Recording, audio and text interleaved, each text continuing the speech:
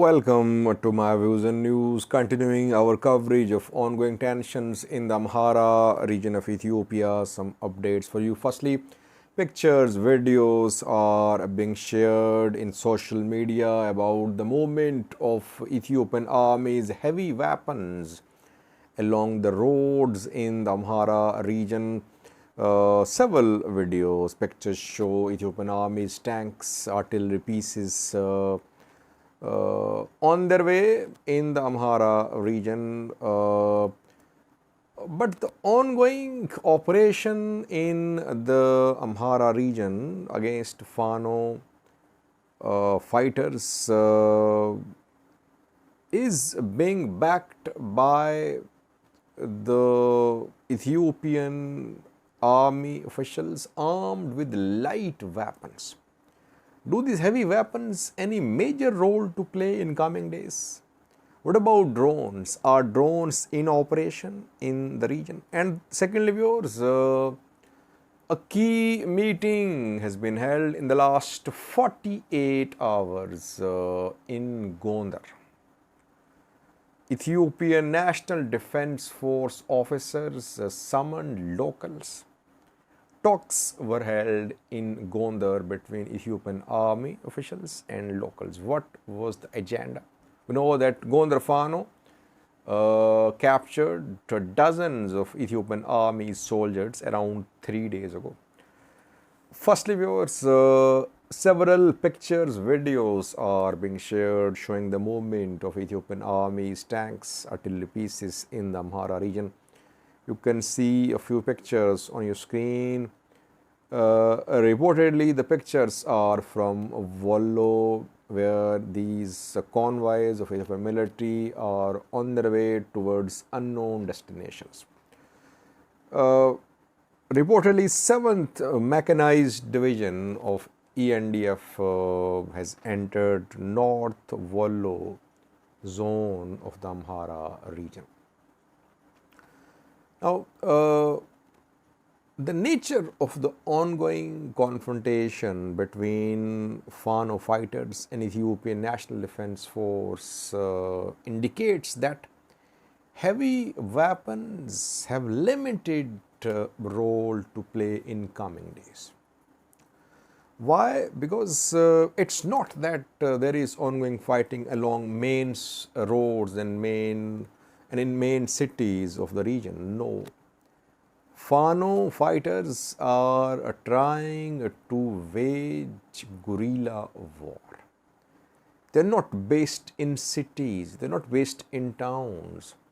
They're based in mountainous areas of forests, forested mountains. In Showa, in Gondar, in Wollo to some extent, they are trying to launch attacks from these mountainous areas. In Amhara region's terrain suits guerrilla warfare. It's not like a plain terrain.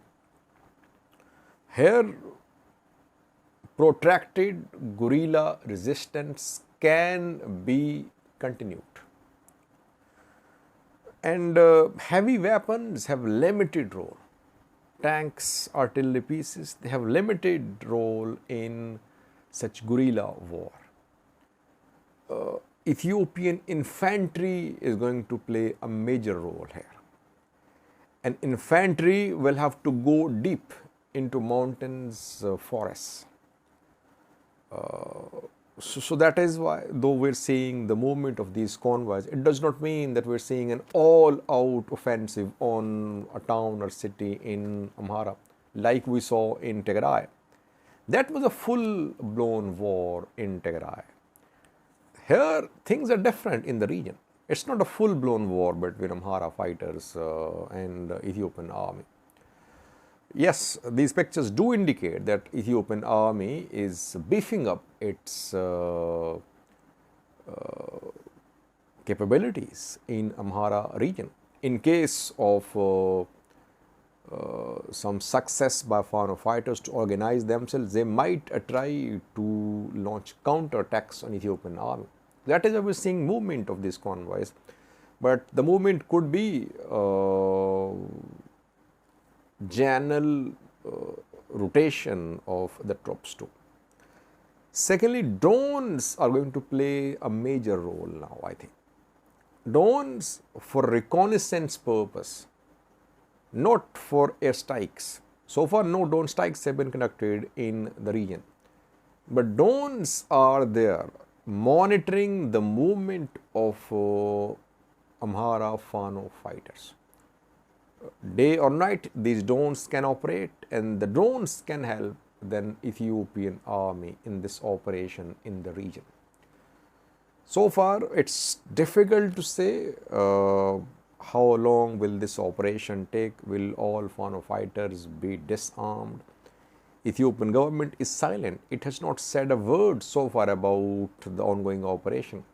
The other side is making very tall claims. In coming video, we'll try to analyze the claims made by the other side.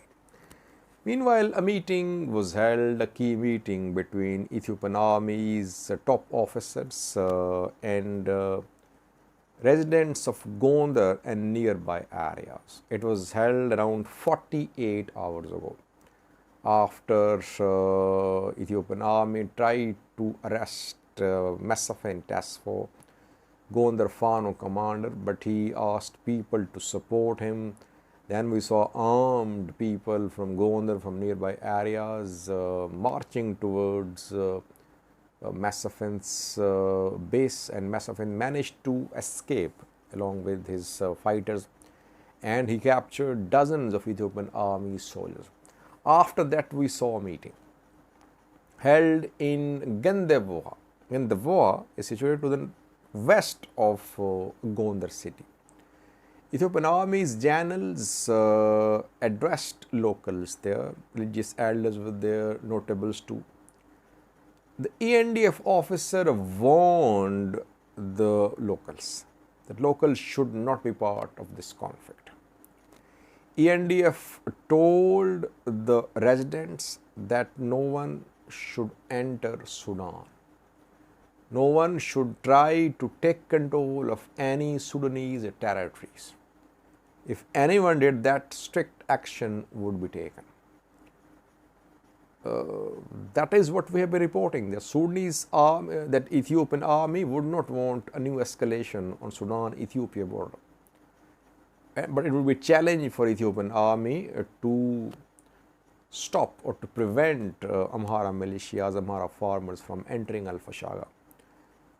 But a strong message was sent by military officers to the people of Matima, Gondar, etc. Secondly, the army general spoke about Volkayat and Raya. What is going to be future status of Raya and Volkayat? The general said it must be left to the government, left to the army. Government will decide what would be the future status of Raya and Volkayat. And thirdly, the commanders talked about Fano, East Amhara Fano fighters. East Amhara Fano commander Mere Budajo. The ENDF commanders told the people of Gondar Matima that Mere Budajo would not come from East Amhara to protect people of Gondar. So that is why people of Gondar, people of nearby areas should distance themselves from Fano factions. The meeting did not go well. The ENDF officers could not secure the release of their officials, their members who were taken prisoner by Mesafin's Fano fighters. Till now, reportedly, Ethiopian army soldiers in the custody of Mesafin. No release so far. Locals were asked to play a role by Ethiopian army, but at the same time, locals threatened to. They shouldn't be part of any such conflict. They should provide intelligence to the federal forces, to Ethiopian army. So that is why we're not seeing any success in the efforts of mediation by locals to secure the release of Ethiopian army's soldiers. Overall, I think Ethiopian army is trying to frighten the people, trying to take them on board. that those who are fighting the army, they are violating law, they are creating instability, so people should not stand with them. But it's difficult to say what people will do. People of Gondar, nearby areas, they've been supporting Fano. They've been supporting Amhara special force members. And that is why Fano, Gondar Fano, Amhara special members in Gondar, they could not be disarmed. Why? Because locals are protecting them. We saw massive protest in Gondar a few weeks ago, attended by Fano fighters, Amhara special force members. Thousands were there supporting Amhara special force members. So Ethiopian army is trying to convince the people that people should not support Fano, they should not support former Amhara special force members. Will people listen? We'll have to wait and see. So far, SFN definitely has a following and support in and near Gondar.